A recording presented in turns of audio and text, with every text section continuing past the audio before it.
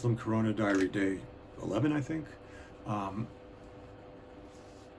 because of the unusual path that I took to becoming religious, um, I have I find myself just in the strange situation of being in a community whose values I don't really share at all. I mean, I share them, I guess, on the most very basic level, and probably we share many things, but we don't share certain assumptions about reasonable discourse and education and expertise, which are pretty major. Meaning we keep Shabbos and we'll keep Passover and we'll daven in the same minyan together, but we have very different ideas about that. So I've been on Twitter, and one of the ways that I kind of vent and let my synapses fire publicly is by writing about my experience.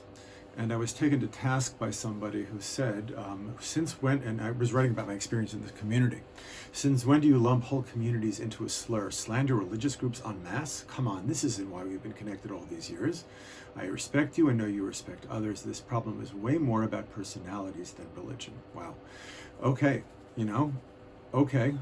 I really do believe in community, but I think community has to be based upon the possibility of actually being autonomous and sovereign, and I don't see that in the community that I'm living in. And I don't know, so I said that I'm doing this because I'm venting, and that is really not a good excuse to do what to get upset or to speak to people. I think and this is what I really have been trying to think about in the last few days, is there an idealism in relationship to critique? Is critique okay? Is criticizing a community okay like that? Or again, she's writing me, slander religious groups en masse, and yeah, I'm generalizing. And one of the things I wrote back to her is that I earned the right to generalize because I went through a progress where I started 3 weeks ago or 4 weeks ago warning people about going to shuls and then mocking me and telling me that if I'm walking my dog, they have no less rights than my dog do. And I remember getting people upset in my family because I told them we should buy food and we should store things. Aren't you overreacting? You're so nervous. That's just a family thing. But then back in the street with the shuls, constantly asking people, telling people it's better, older people. And I don't go to people on the street screaming at them. I start talking to them. I have relationships with these people. I see it's better for you to daven at home. It's better for you to pray at home. Don't pray in shul. It just looks, first of all, just like, what are you, crazy? And for some people, it's what are you, crazy? And for other people, it's how dare you? There was an example right before it became illegal to pray in public places, to pray inside. I got the statistics that the Ministry of Health was looking at, and I went downstairs to the shul, and there's somebody there who is respected very highly in the community. I know him. He was sitting outside on his phone reading a story and smoking a cigarette, and I said to him, have you seen these statistics of the 29% of contagious people coming from synagogues? Have you seen these statistics? I said, people will not listen to me, but they will listen to you. I don't expect them to listen to me. I'm a professor. He's their rabbi. So he looked at the statistics, he gave me a big smile and a thumbs up, and he went back to his cigarette and his phone. He did not run into the shul and tell people to leave. An hour later, of course, that happened. Now, what's happened further on in this community is, of course, we see on TV the people in Mea Shearim and the people in Bnei Brak who are really endangering themselves and endangering others in very, very obvious kinds of ways, and it's horrifying.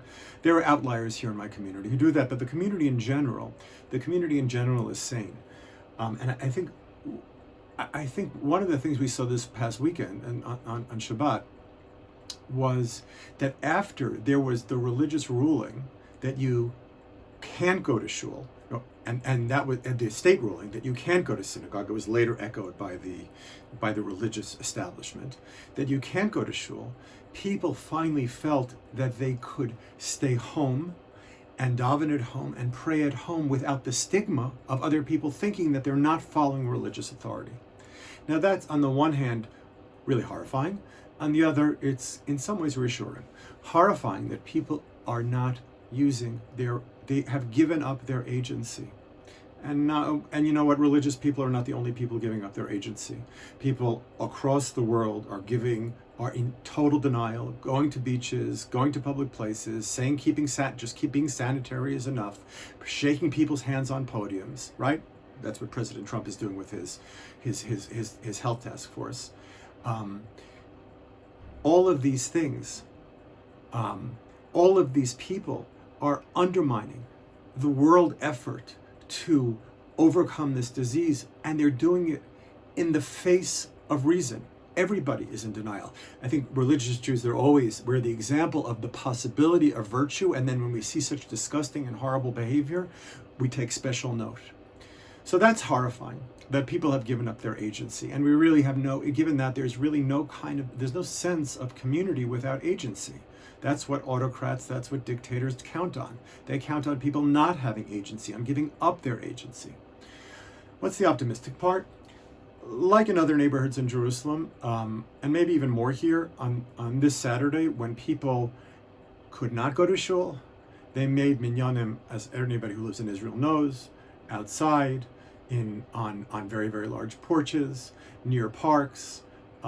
People are suddenly being creative. On Friday night, you could hear Lecha Dodi, the songs, one of the songs that are sung to bring in Shabbos.